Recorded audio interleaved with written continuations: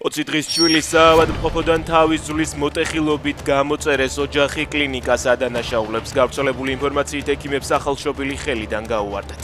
ჩვილი კლინიკაში რესპირატორული პრობლემების გამო შეიყვანეს, შემდეგ კი აღმოჩნდა, რომ მას თავი ჰქონდა დაზიანებული.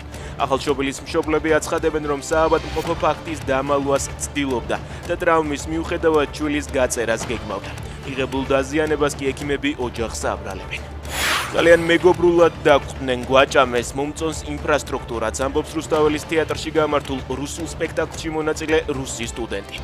ეროვნულ თეატრში ხელოვნების ინსტიტუტის სტუდენტებმა წარმოდგენა 14 მაისს გამართეს ღონისძიება მეორე მსოფლიო ომში გამარჯვების 91 წლის თავს მიეძღვნა. კიდევ რომ დასჭირდეთ თეატრის დარბაზს ისევ მივაქირავებთ ფულის გამო, განაცხადა რუსთაველის თეატრის დირექტორმა გია თევზაძემ.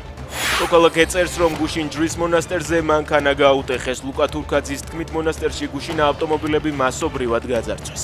წაიღეს მართვის მოწმობა მანქანის პასპორტი და საფულე წერს ის სოციალურ ქსელში.